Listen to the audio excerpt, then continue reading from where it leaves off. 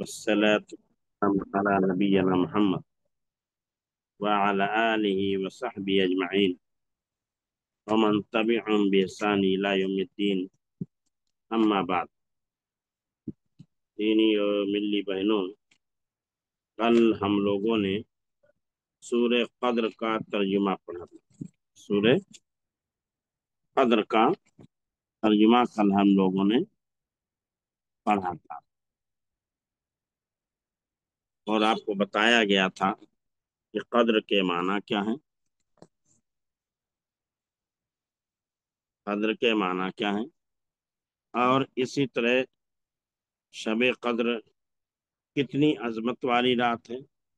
اگر ہم شب قدر کو پائیں تو کیا کریں، شب قدر کو پائیں تو کیا کریں، یہ تمام چیزیں کل آپ کو بتائی گئی تھی۔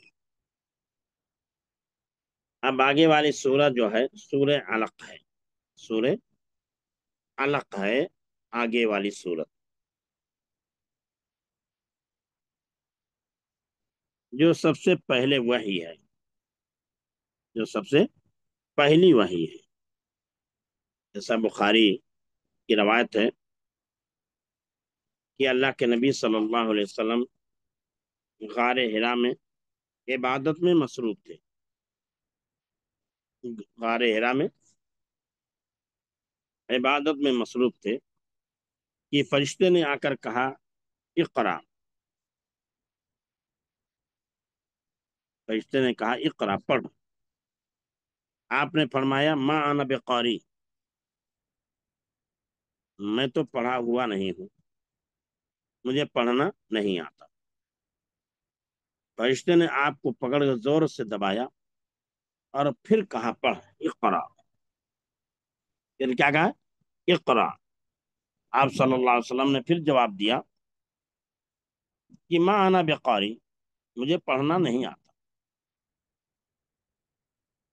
پھر تیسری مرتبہ فرشتے نے آپ کو زور سے دبایا، اتنا زور سے دبایا کہ اللہ رسول فرماتے ہیں کہ جیسے لگ رہا تھا جان نکل جائے گی، اتنا زور سے دبایا کہ لگتا تھا کہ جان نکل جائے گی۔ پھر کہا اقرا بسم ربک الذی خلق، خلق الانسان من علق، اقرا وربک الاکرم الذی علم بالقلم، علم الانسان ما لم يعلم۔ یعنی یہ 5 آیتیں فرشتے نے آپ کو پڑھائی۔ اب اسی دن سے آپ کیا ہوگے، نبی ہوگے، اسی دن سے کیا ہوگے، آپ نبی ہوگے، اور یہیں سے آپ کے اوپر وحی کے نازل ہونے کا، قرآن کے اترنے کا آغاز اور شروعات ہو گئی۔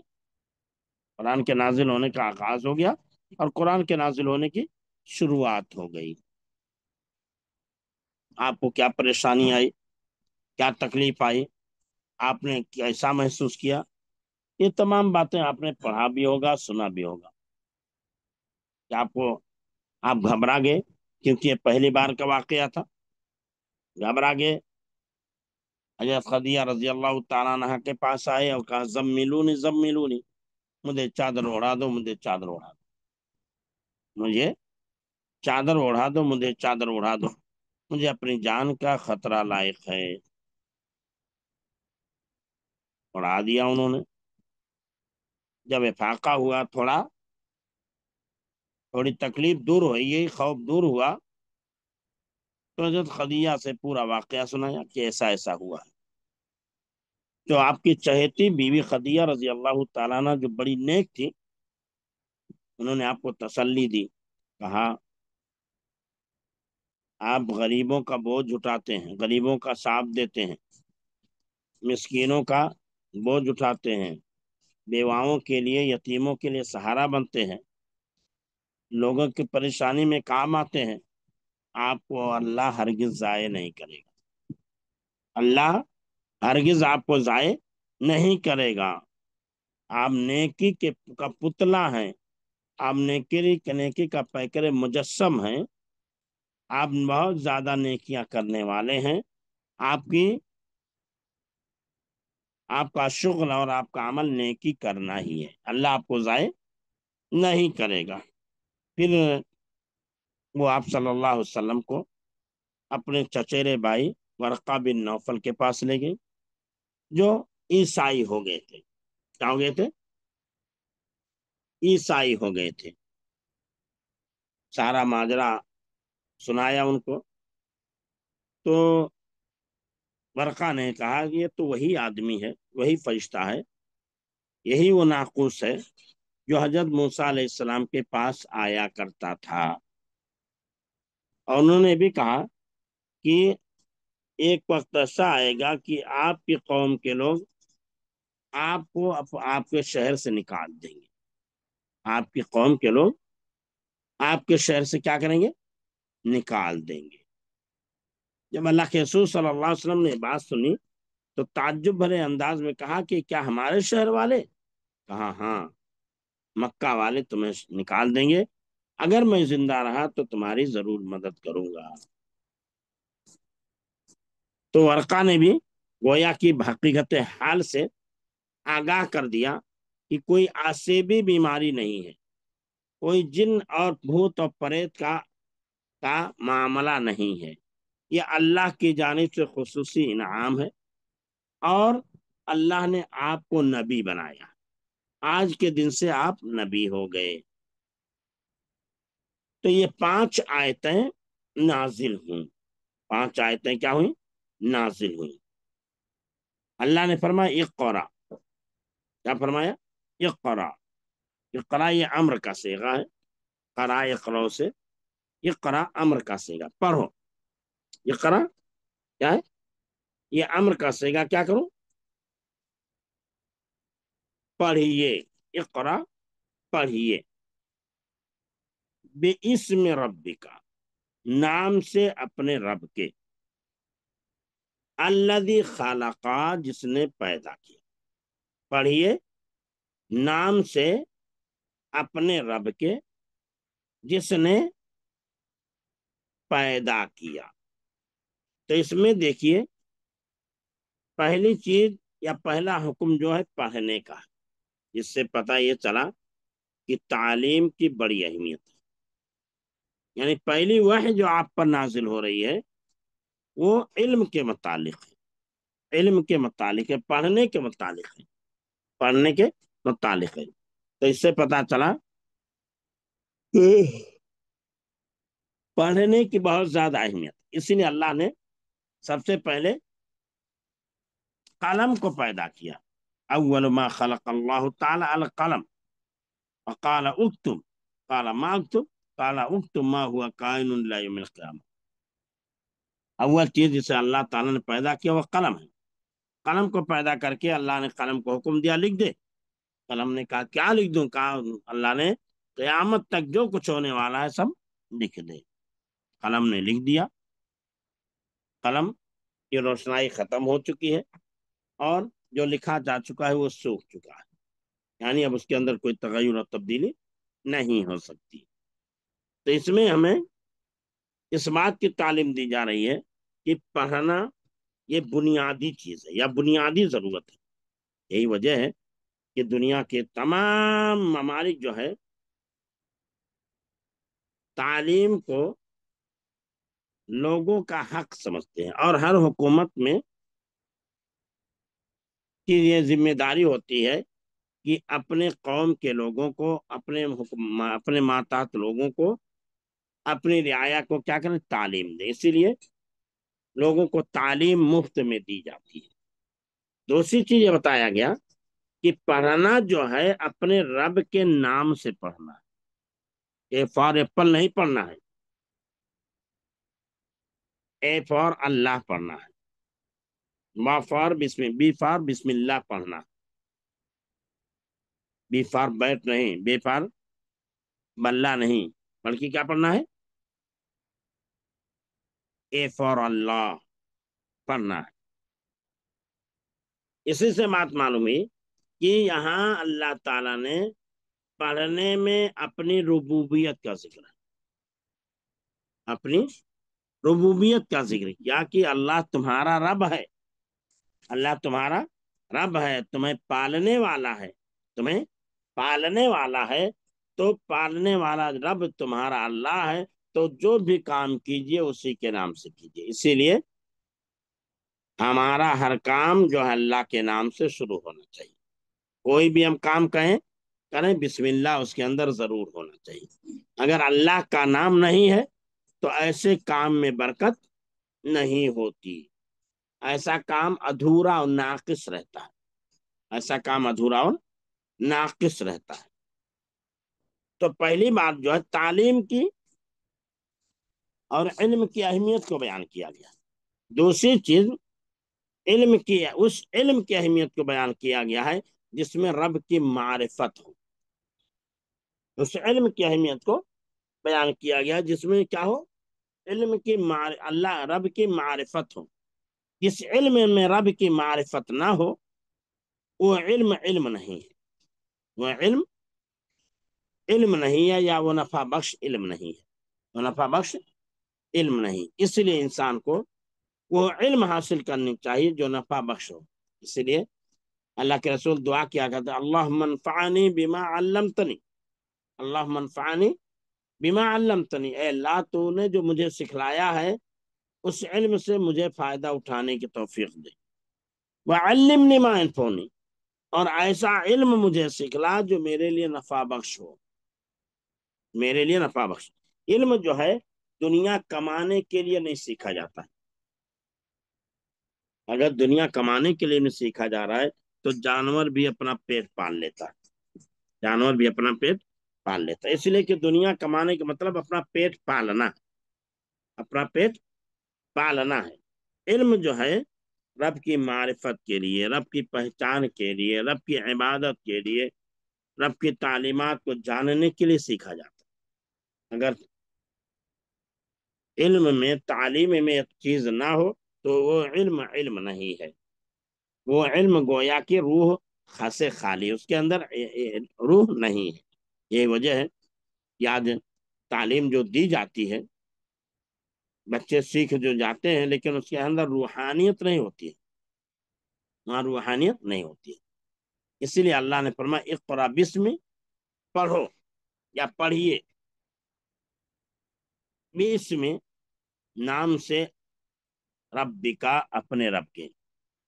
پڑھیے نام سے ربکا اپنے رب کے، الذی خلقا جس نے پیدا کیا.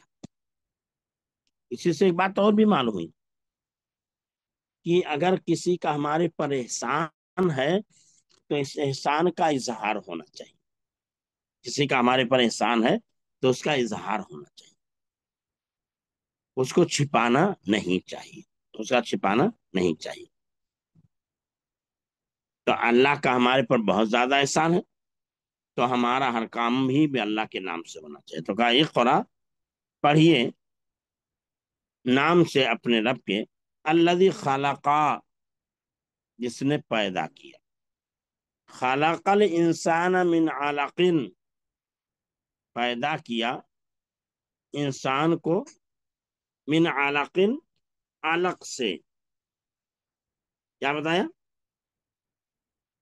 پیدا کیا انسان کو علق سے. یا بتایا آپ پڑھیے نام سے اپنے رب کے، اپنے رب کے نام سے، وہ جس نے پیدا کیا. کیا بتایا؟ آپ پڑھیے اپنے رب کے نام سے، وہ جس نے پیدا کیا.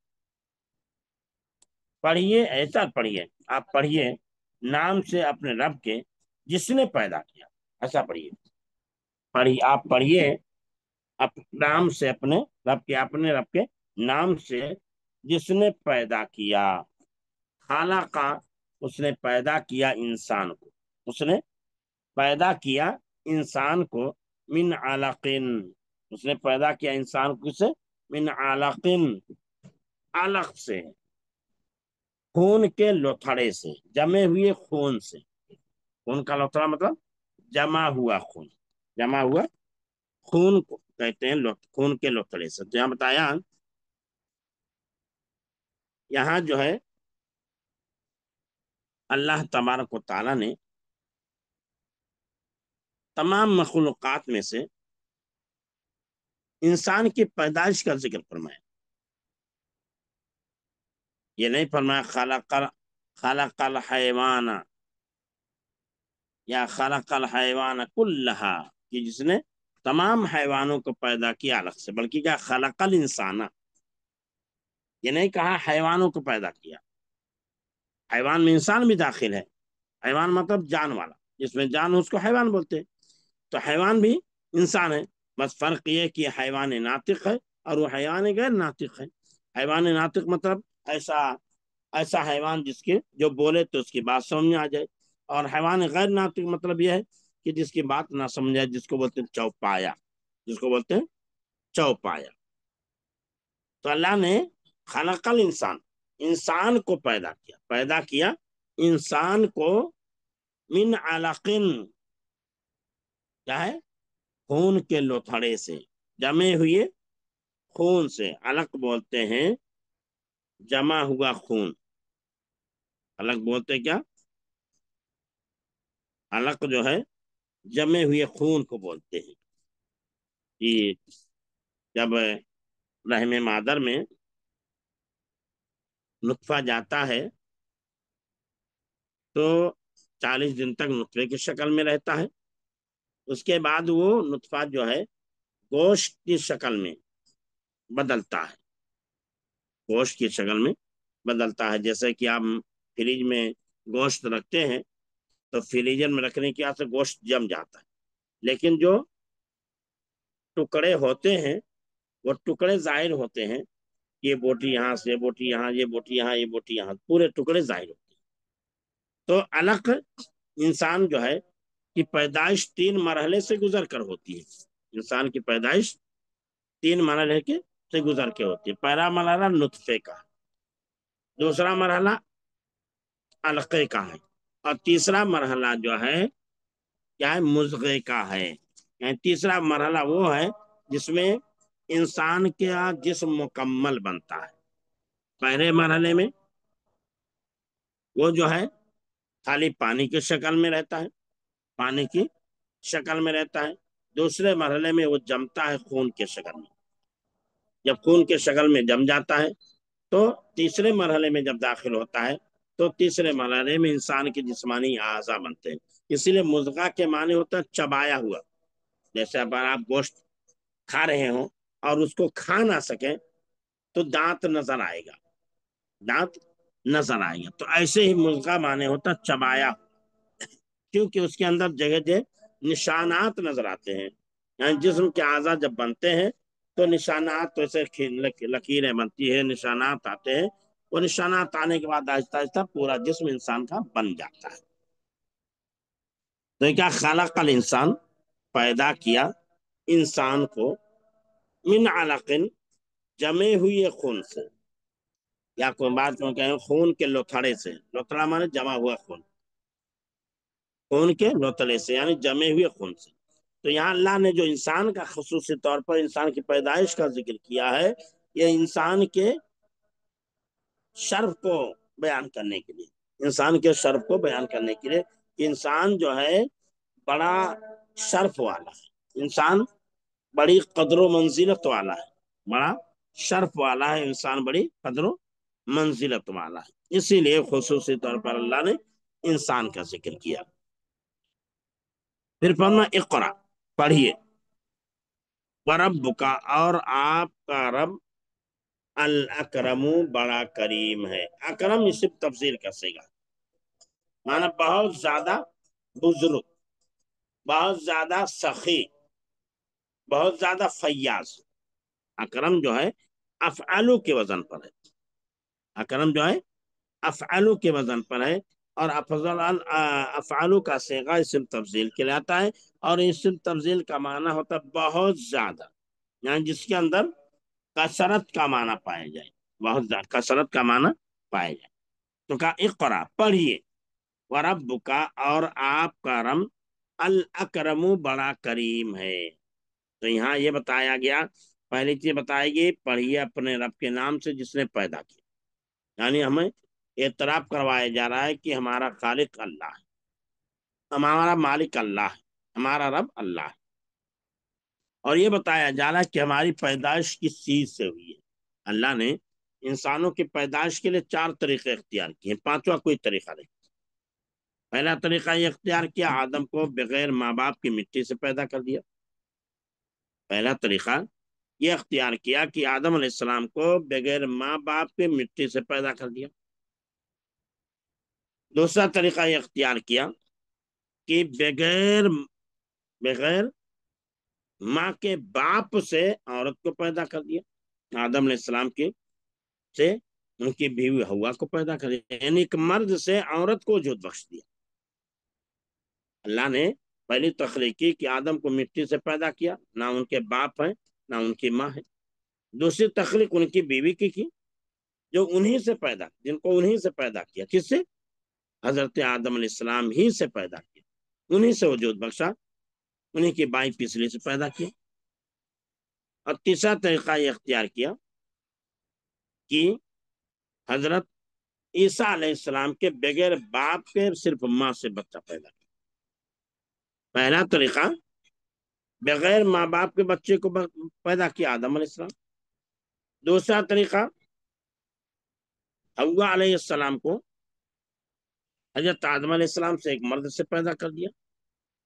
تیسرا طریقہ حضرت عیسیٰ علیہ السلام کو بغیر باپ کے صرف ماں سے پیدا کر دیا، بغیر باپ کے ماں سے پیدا کر دیا۔ اور چوتھا طریقہ عام طریقہ ہے جو سیدنا آدم علیہ السلام سے لے کر کے آج تک چلا جا رہا ہے، آج تک کیا ہے؟ چلا آ رہا ہے۔ تو ان 4 طریقوں سے اللہ نے کیا ہے؟ انسانوں کو پیدا کیا۔ تو چوتھا طریقہ وہی ہے کہ میاں بیوی کے ملاپ سے بچے کو پیدا کیا۔ تو اللہ کا یہ کرم ہے، تو اللہ تعالیٰ کہہ رہا ہے اقرا وربک الاکرم، یعنی اگر آپ کو ڈر لاحق ہے، خوف لاحق ہے کہ رب کون ہے، رب کی صفت کیا ہے، رب کون ہے، رب کی صفت کیا ہے، تو اللہ تعالیٰ فرما رہا ہے اقرا وربک الاکرم، پڑھیے، آپ کا رب بڑا کریم ہے، بڑا سخی ہے۔ یعنی یہاں بطور تاکید بیان کیا جا رہا ہے، اور اس میں بڑے بلیغ انداز میں اس اعتذار کا بھی اظہار کیا جا رہا ہے کہ جو آپ صلی اللہ علیہ وسلم پیش کیا کہ میں پڑھنا نہیں جانتا، تو اللہ نے فرمایا کہ اللہ بہت کرم والا ہے، پڑھیے، یعنی انسانوں کی کوتاہیوں سے درگزر کرنا اس کا صفت خاص ہے۔ اللہ کے رسول نے کہا مجھے پڑھنا نہیں آتا، تو کہہ دیا کہ پڑھو اپنے رب کے نام سے جو بڑا کریم ہے، یعنی اگر پڑھنے میں غلطیاں بھی واقع ہو گئی تو معاف کر دے گا۔ اس سے پتہ یہ چلتا ہے کہ اگر ہم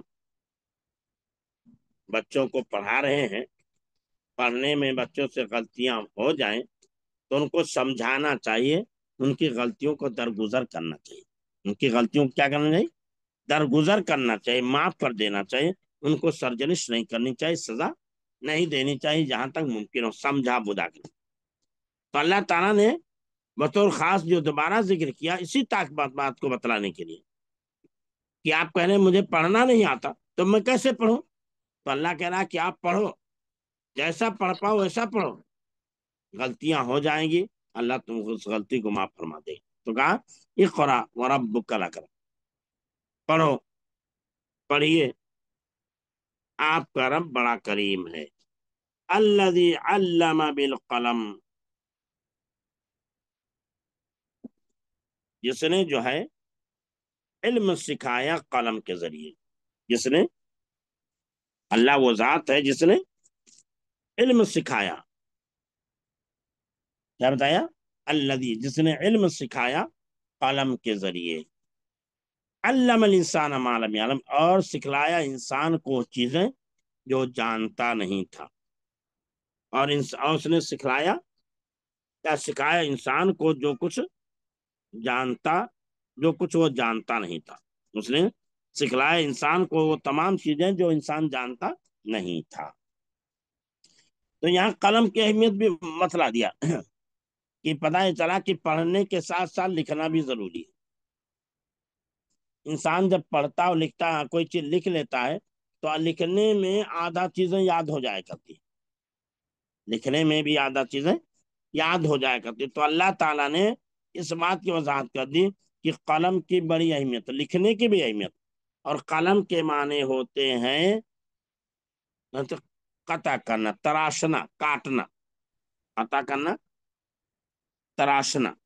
قلم کو قلم اسی لیے کہا جاتا ہے کہ پہلے جس سے لکھا جاتا تھا، جس کو قلم بنایا جاتا تھا، اس کو کیا ہے، کاٹا جاتا تھا، اس کو تراشا جاتا تھا، اس کا نوک بنایا جاتا تھا، اس کا نوک بنایا جاتا تھا۔ اسی لیے کیا ہے، قلم کا معنی استعمال ہو۔ اسی لیے آپ پڑھیں گے قرآن کے اندر، قرآن میں ذکر ہے کہ روئے زمین میں جتنے درخت ہیں سب کو قلم بنا لیا جائے، اور جتنی سمندریں ہیں سب کو روشنائی بنا لی جائے، پھر اللہ کی تعریف کے کلمات لکھے جائیں تو درخت بھی ختم ہو جائیں گے، پانی بھی ختم ہو جائے گا، لیکن اللہ کے کلمات، تعریفی کلمات ختم نہیں ہوں گے۔ تو وہاں بھی کیا ہے، کیا کہا جا رہا ہے، قلم، قلم یعنی پوری درخت کو قلم بنا لیا جائے پہلے، کیونکہ قلم کو تراش کر کے، لکڑی کو تراش کر کے قلم بنایا جاتا، تو کہا الذی علم بالقلم، جس نے سکھلایا، جس نے سکھلایا قلم کے ذریعے، علم الانسان، سکھلایا انسان کو وہ چیز جو وہ جانتا نہیں تھا، جو وہ جانتا نہیں تھا، یعنی جس کو نماز پڑھنا نہیں آتا تھا، روزہ رکھنا نہیں آتا تھا، اپنے رب کی معرفت یاد نہیں تھی، کچھ بھی جانکاری جس کو نہیں تھی، وہ جانکاری اللہ تعالیٰ نے انسان کو دیا، وہ جانکاری اللہ تعالیٰ نے کیا کیا، انسان کو دیا، جو جانکاری انسان کو حاصل نہیں تھی۔ ٹھیک ہے، چلیے بات ختم کرتے ہیں۔ السلام علیکم ورحمۃ اللہ وبرکاتہ۔ سبحانک اللہم بحمدک، اشہد ان لا الہ الا انت، استغفرک واتوب الیک، وصلی اللہ علی نبینا محمد وعلی آلہ وصحبہ اجمعین۔